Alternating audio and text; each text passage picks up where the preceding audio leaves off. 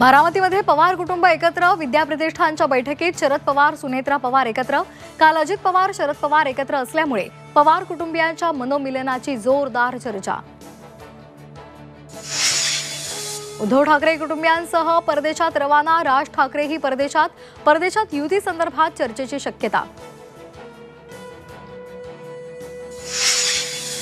वाल्मिक कराड जेलमध्ये असला तरीही त्याची दहशत कायम, उपविभागीय अधिकारी विश्वंभर गोल्डे यांचा आरोप। कराड समर्थकांची बीड जिल्ह्यात दहशत कायम, गोल्डेंच्या जबाबातून धक्कादायक माहिती समोर। नागपूर शिक्षक भरती घोटाळा प्रकरणामध्ये शिक्षक विभागातील 5 अधिकाऱ्यांचा अटकपूर्व जामीन मंजूर। नागपूर सत्र न्यायालयाकडून जामीन मंजूर। 5 अधिकारी घोटाळ्यामध्ये सहभागी असल्याची आरोपींची माहिती।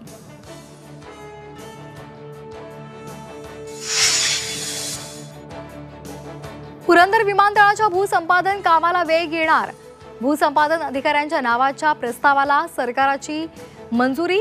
3 अधिकाऱ्यांच्या नियुक्तीचे आदेश जारी।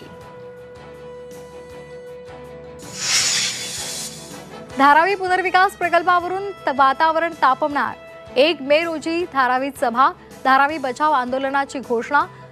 घराला घर आणि दुकानाला दुकान देण्याची मागणी। ज्योतिबा विकास आराखडा संदर्भात आज चर्चा, मुंबईमध्ये उच्चाधिकारी समितीची आज बैठक। ज्योतिबा विकास आराखड्यावर अंतिम शिक्कामोर्तब होण्याची शक्यता।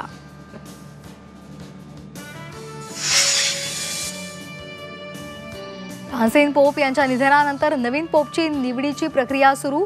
जगभरातील 135 कार्डिनल्स करणार पोपसाठी मतदान। भारतामधील 4 कार्डिनलही महत्त्वाची भूमिका बजावणार।